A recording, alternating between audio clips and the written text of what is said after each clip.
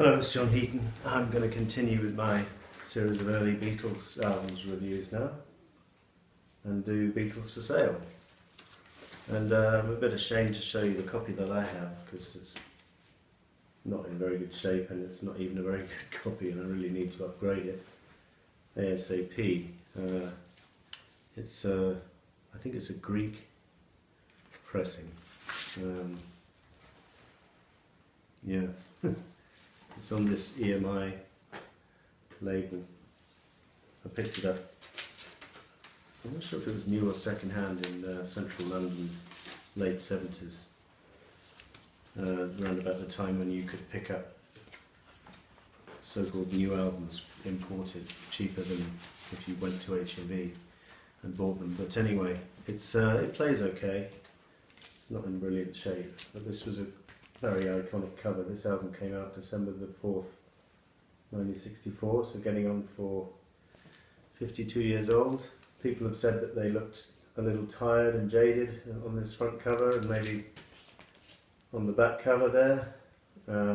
Ringo looks a bit hungover probably, but so all the touring may have worn them down, and I've heard a lot of people say that this album was kind of treading water and not too progressive compared to the breakthrough that Hard Day's Night had been earlier in the year, which had been 13 Lennon-McCartney tracks, no covers, and so this album, in the fact that it includes some cover versions, is, if you're being really pernickety, is a step backwards. But with all the touring commitments they had, I think it's amazing that they managed to come out with this album at all, really, because they recorded it literally in the few days they had between the various tours they were on.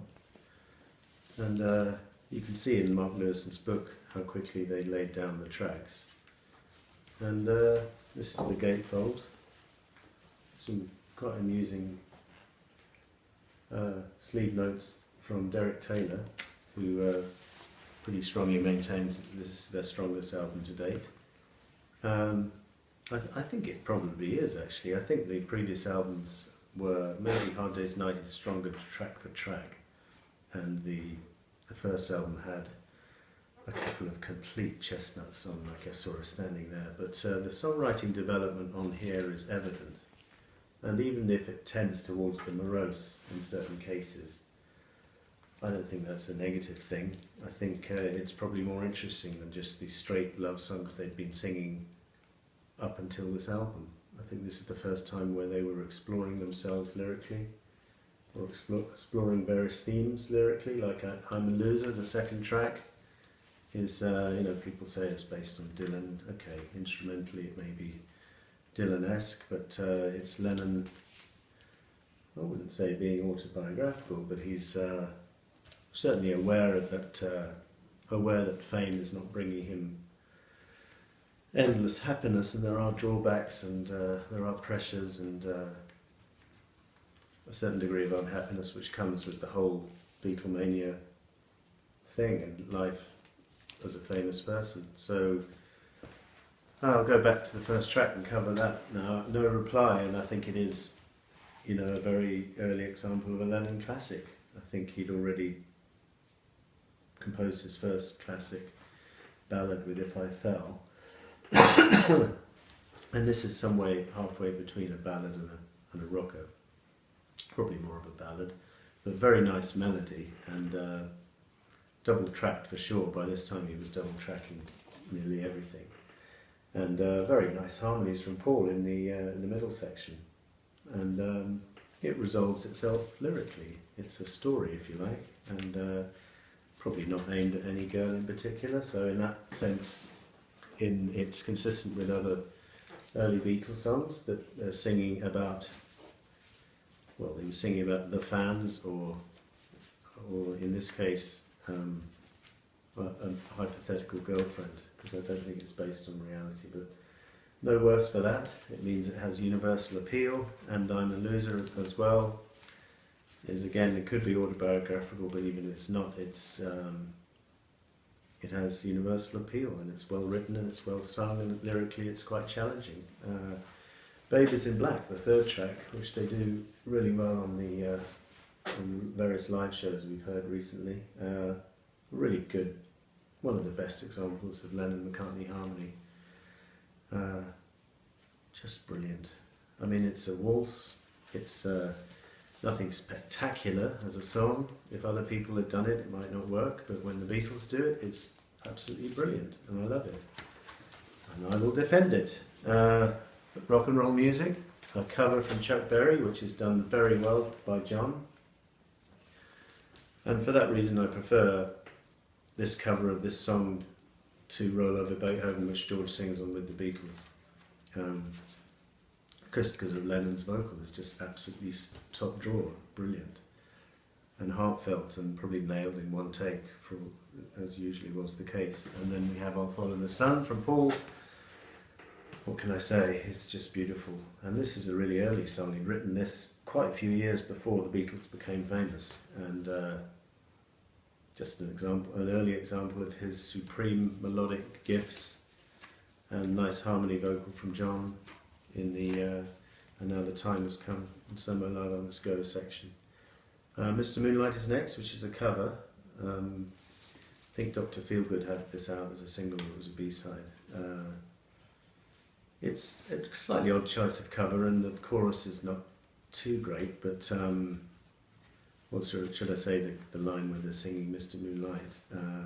But Lennon delivers a rasping vocal, and that kind of rescues the song, really, for me. The keyboard solo in the middle is admittedly a little cheesy, but no, this song is not half as bad as some people make out. You often find it near the bottom of people's lists. Kansas City, it's a cover, but it's an inspired choice of cover, and Paul belts it out, and I think they did this in concert as well, certainly a lot in the early years, maybe not so much later on, but this is the kind of song they probably could play in their sleep, and maybe they would stretch for time and needed a couple of extra tracks to fill the album, and so they thought, well, let's do this one, and they do a brilliant version of it, and they do the kind of medley version, which goes into Hey, Hey, Hey, Hey, which I think Little Richard had done.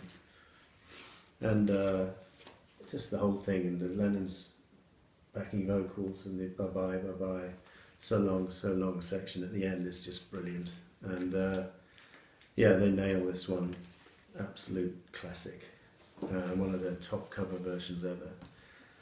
Then side two, flip over to side two, you have 8 Days a Week, which was, I think it was a single in the US, but never was a single in the UK, and it could have easily been. It found its way rightly onto the Red Album, 62 to 66. It's one of those songs which you hear and you think, yeah, that was a #1 single, but it actually wasn't in the UK anyway. It's just very commercial and none the worse for that, very catchy. Well sung by John. I don't think he much liked it in subsequent interviews in later years. He didn't think much of it, but he didn't think much of quite a lot of his own work, so he's not necessarily the best judge of things there. Great harmonies from Paul in bits and pieces here, and just really well played. And then Words of Love, another great choice of cover. Buddy Holly does it brilliantly originally, and then the Beatles do a very faithful version with just beautiful harmonies to die for. Another one of their all-time best classics, although it is very faithful to the original. They don't make it their own or anything.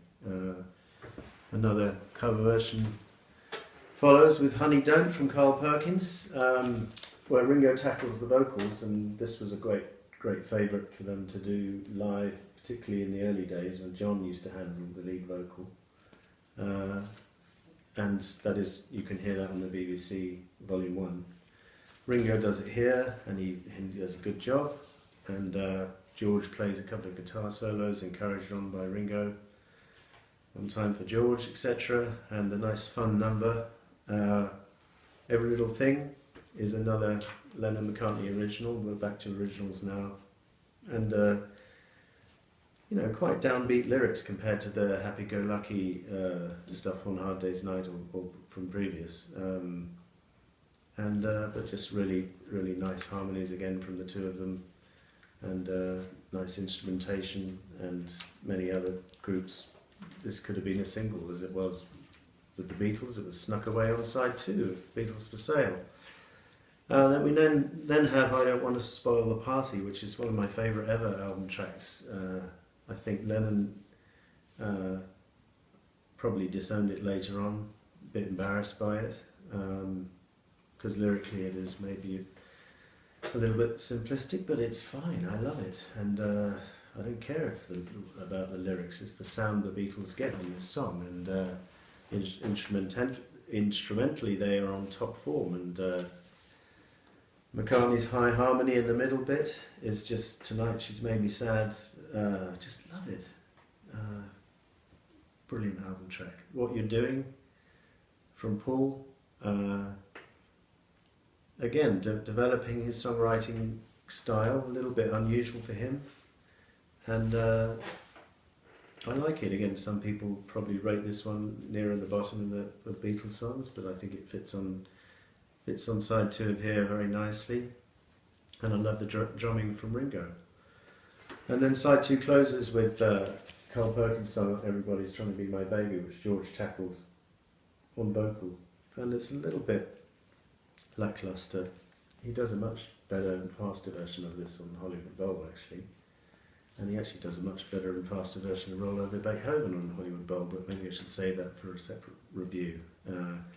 It's a competent album closer, but not the highlight of the album. Probably the least favourite on this album, if you want me to do one of those rankings which the other guys have done. So, thank you for watching. 10 out of 10 album from the Beatles, December '64, and they were to go on to even greater things the following year and in years to come. Thank you for watching. See you next time.